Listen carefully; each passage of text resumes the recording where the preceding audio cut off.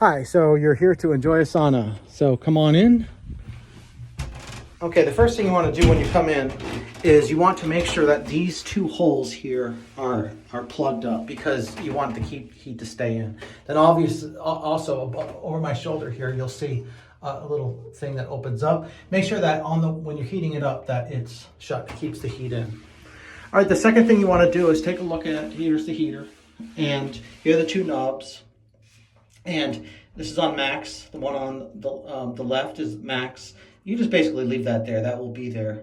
But then over here is what turns the heater on. So what you want to do is it's on 0 now. And what you want to do is just click it over once. You hear a clunk. Then go for a second clunk. Then you put it back to 1. You hear a third clunk there. Okay, now it's on. It will start heating up. What I recommend you do is you let it heat up for about 30 minutes. And then in 30 minutes you come back and you enjoy about a 30-minute sauna. You can stay longer if you want. Mostly 20 minutes is the max I can do.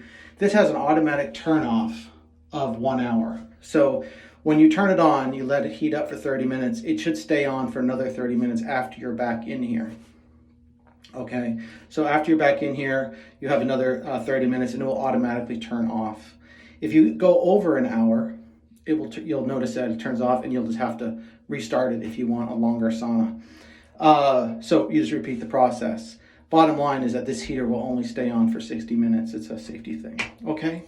The other thing is also, if you'll note, that right below here, I'll try to get in here so you can see it. There's a little button right here. It's a little red button. That's the reset button. So if you mix up whatever and you think you want to just kind of reset because you messed up on the clunks, just hit the reset button and you'll notice that it resets. So that's the reset button. It's on the left side, on the underside of it, so you can't see it unless you go underneath. You could feel it with your finger. Anyway, so right now it's on. I can already starting to feel it warm up. Obviously, so you use the water here to pour on there and you will get steam and that will really heat it up fast. Then also I recommend you put your feet up on the benches because a lot of the times the very bottom of the sauna maybe doesn't get as hot as the upper part.